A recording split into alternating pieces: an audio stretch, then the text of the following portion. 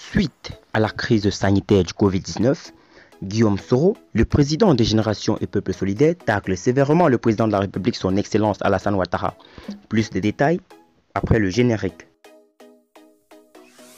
Avant de commencer, abonnez-vous à la chaîne et activez la cloche de notification car cela va vous permettre de ne plus manquer les prochaines vidéos.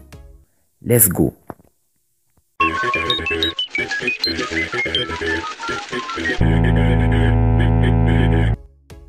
Guillaume Soro et Amadou Gon Coulibaly s'étaient livrés un duel à distance le 31 mars 2020 relatif à la lutte contre la pandémie du Covid-19.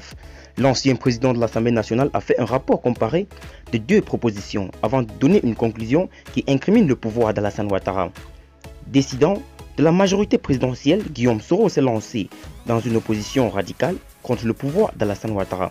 Après sa démission forcée par la présidence de l'Assemblée nationale, le député déferqué en exil en France, d'où il lance les régulières piques au pouvoir d'Abidjan. Candidat déclaré à l'élection présidentielle d'octobre 2020, le leader de Génération et Peuple Solidaire s'est également lancé dans une déconstruction des actions du gouvernement ivoirien. C'est ainsi qu'il s'est livré à une étude comparée de son discours avec celui du Premier ministre Amadou Gon Coulibaly dans le cadre de la lutte contre le Covid-19. Puis il arrive à cette conclusion, le gouvernement Ouattara Gon Coulibaly ne s'intéresse qu'aux conséquences économiques de la pandémie, négligeant les conséquences sociales humaines, le signe d'un choix évident de type néolibéral, l'argent est roi. Le gouvernement est clairement dans une logique de campagne électorale et ne voit aucunement l'importance de faire la passe à ses adversaires et à toutes les forces. Vive la nation!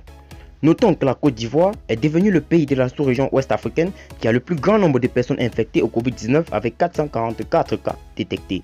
Le Conseil national de sécurité s'est à nouveau réuni ce jeudi 9 avril 2020 pour évaluer l'évolution de cette crise sanitaire ainsi que l'impact des mesures prises pour freiner sa propagation.